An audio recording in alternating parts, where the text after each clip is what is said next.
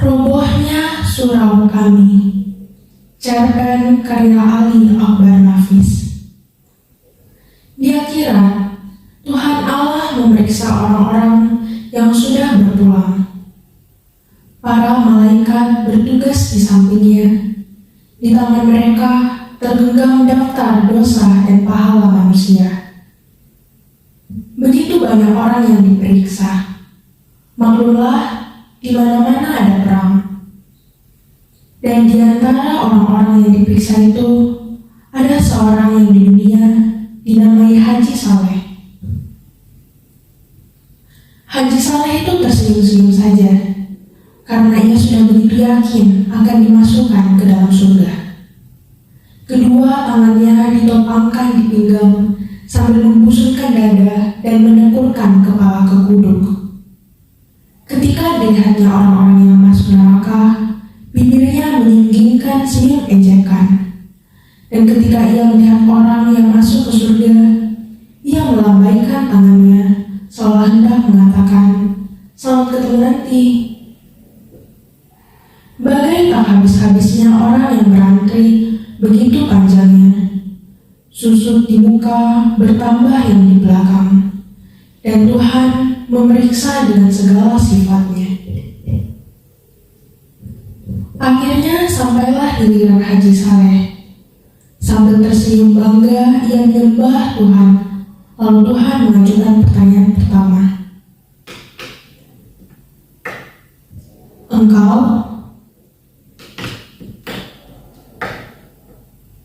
"Aku Saleh, tapi karena aku sudah ke Mekah, Haji Saleh namaku."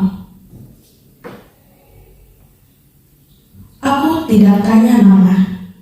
Nama bagiku tak perlu. Nama hanya buat engkau di dunia." "Ya Tuhanku, apa kerjamu di dunia?" "Aku menyembah engkau selalu, Tuhanku."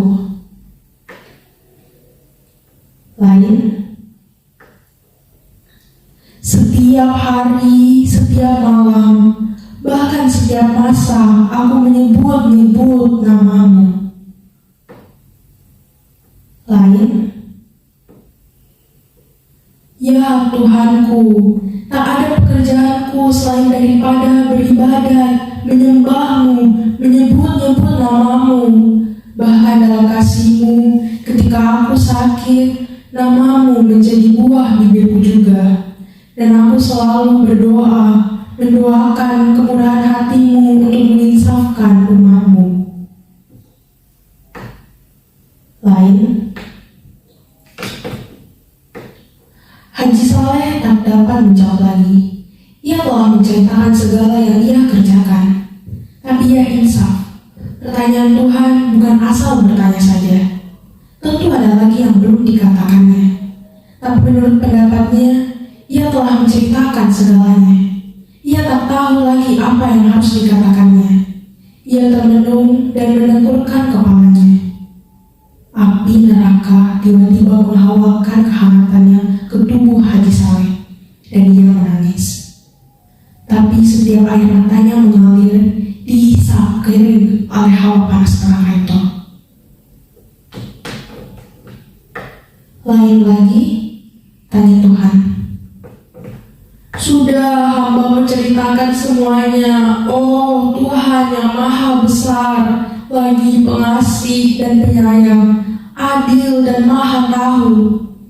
Haji Saleh yang sudah kuyu mencobakan siasat merendahkan diri dan memuji Tuhan dengan pengharapan semoga Tuhan bisa berbuat lembut terhadapnya dan tidak salah tanya kepadanya.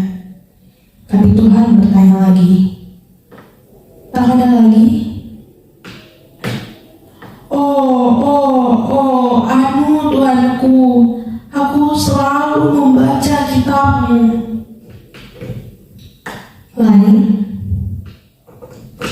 "Sudah aku ceritakan semuanya, oh Tuhanku, tapi kalau ada yang lupa aku katakan, aku bersyukur karena Engkaulah maha tahu." Sungguh, tidak ada lagi yang kau kerjakan di dunia selain yang kau ceritakan tadi.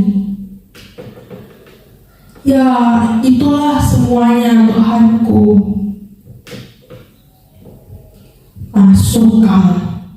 Dan malaikat dengan sigapnya menjewer Haji Saleh ke neraka. Haji Saleh tidak mengerti kenapa ia dibawa ke neraka.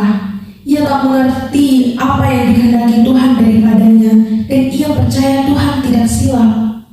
Alangkah tercengang Haji Saleh, karena di neraka itu banyak teman-temannya di dunia terpanggang hangus, merintih kesakitan. Dan ia tambah tak mengerti dengan keadaan dirinya, karena semua orang yang dilihatnya di neraka itu tak kurang ibadatnya dari dia sendiri.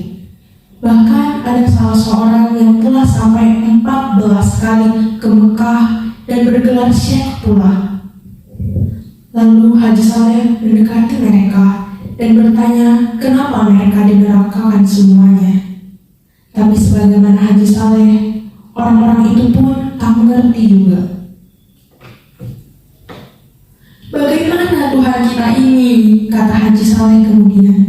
Bukankah kita disuruhnya taat beribadah, teguh beriman, dan itu semua sudah kita kerjakan selama hidup kita, tapi kini kita dimasukkannya ke neraka. Ya, kami juga heran. Tengoklah itu orang-orang senegeri dengan kita semua, dan tak kurang ketaatannya beribadah, kata salah seorang di antaranya. Ini sungguh tidak adil. Memang tidak adil, kata orang-orang itu mengulangi ucapan Haji Saleh. Kalau begini, kita harus minta kesaksian atas kesalahan kita. Kita harus mengingatkan Tuhan kalau ia silap memasukkan kita ke neraka ini. Benar, benar, benar, sorakan yang lain membenarkan Haji Saleh. Kalau Tuhan tak mau mengakui kesilapannya, bagaimana? Suatu suara melengking di dalam kelompok orang banyak itu. Kita protes, kita resolusikan, kata Haji Saleh. Apa kita revolusikan juga? Tanya suara yang lain yang rupanya di dunia menjadi pemimpin gerakan revolusioner. Itu tergantung kepada keadaan, kata Haji Saleh. Yang penting sekarang, mari kita berdemonstrasi menghadap Tuhan. Cocok sekali. Di dunia dulu dengan demonstrasi saja banyak yang kita peroleh. Sebuah suara mengalah. Setuju, setuju, setuju. Mereka bersorak beramai-ramai. Lalu mereka berangkatlah bersama-sama menghadap Tuhan. Dan Tuhan bertanya, kalian mau apa? Haji Saleh yang menjadi pemimpin dan juru bicara tampil ke depan. Dan dengan suara yang menggetar dan berirama rendah, ia memulai pidatonya. Oh Tuhan kami yang maha besar, kami yang menghadap-Mu ini adalah umat-Mu yang paling taat beribadah, yang paling taat menyembah-Mu. Kamilah orang-orang yang selalu menyebut nama-Mu, memuji-muji kebesaran-Mu, mempropagandakan keadilan-Mu dan lain-lainnya. Kitab-Mu kami hafal di luar kepala kami, tak sesat sedikit pun kami membacanya. Akan tetapi Tuhanku yang Maha Kuasa, setelah kami Engkau panggil kemari, Engkau memasukkan kami ke neraka. Maka sebelum terjadi hal-hal yang tak diingini, maka di sini atas nama orang-orang yang cinta padamu, kami menuntut agar hukuman yang Kau jatuhkan kepada kami ke surga, sebagaimana yang Engkau janjikan dalam kitab-Mu. Kalian di dunia tinggal di mana? Tanya Tuhan. Kami ini adalah umat-Mu yang tinggal di Indonesia, Tuhanku. Oh, di negeri yang tanahnya subur itu. Ya, benarlah itu, Tuhanku. Tanahnya yang maha kaya raya, penuh oleh logam, minyak, dan berbagai bahan tambang lainnya, bukan? Benar, benar. itulah negeri kami. Mereka mulai menjawab serentak karena fajar kegembiraan telah membayar di wajahnya kembali. Dan yakinlah mereka sekarang bahwa Tuhan telah siap menjatuhkan hukuman kepada mereka itu. Di negeri mana tanahnya begitu subur sehingga tanaman tumbuh tanpa ditanam. Benar, itulah negeri kami. Di negeri di mana penduduknya sendiri melarang. Ya, itulah dia negeri kami. Negeri yang lama diperbudak negeri lain. Ya Tuhanku, sungguh laknat penjajah itu Tuhanku. Dan hasil tanahmu mereka yang mengeruknya dan diangkut ke negerinya, bukan? Benar Tuhanku, hingga kami tak mendapat apa-apa lagi. Sungguh laknat mereka itu. Di negeri yang selalu kacau itu, hingga kamu dengan kamu selalu berkelahi, sedang hasil tanahmu orang lain yang mengambilnya, bukan? Benar Tuhanku, tapi bagi kami soal harta benda itu kami tak mau tahu. Yang penting bagi kami ialah menyembah dan memuji Engkau. Engkau rela tetap melarang, bukan? Benar, kami rela sekali Tuhanku. Karena kerelaanmu itu anak cucumu juga melarat, bukan? Sungguh pun anak cucu kami itu melarat, tapi mereka semua pintar mengaji. Kitabmu mereka hafal di luar kepala. Tapi seperti kamu juga, apa yang disebutnya tidak dimasukkan ke hatinya, bukan? Ada Tuhanku. Kalau ada, kenapa engkau biarkan dirimu melarat hingga anak cucumu teraniaya semua? Sedang harta bendamu engkau biarkan orang lain mengambilnya untuk anak cucu mereka. Dan engkau lebih suka berkelahi antara kamu sendiri, saling menipu, saling memeras. Aku beri kau negeri yang kaya raya, tapi kau malas. Kau lebih suka beribadat saja, karena beribadat tidak mengeluarkan peluh, tidak membanting tulang. Sedang aku menyuruh engkau semuanya beramal kalau engkau miskin. Engkau kira aku ini suka pujian, mabuk disembah saja.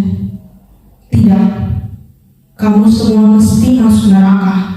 Hai malaikat, halaulah mereka ini kembali ke neraka, letakkan di keraknya. Semua menjadi pucat pasti, tak berani berkata apa-apa lagi. Tahulah mereka sekarang apa jalan yang diridai Allah di dunia. Tapi Haji Saleh ingin juga kepastian apakah yang akan dikerjakannya di dunia itu salah atau benar. Tapi ia tak berani bertanya kepada Tuhan. Ia bertanya saja pada malaikat yang mengirim mereka itu. Salahkah menurut pendapatmu kalau kami menyembah Tuhan di dunia? Tanya Haji Saleh. Tidak, kesalahan engkau karena engkau terlalu mementingkan dirimu sendiri. Kau takut masuk neraka, karena itu kau taat sembahyang.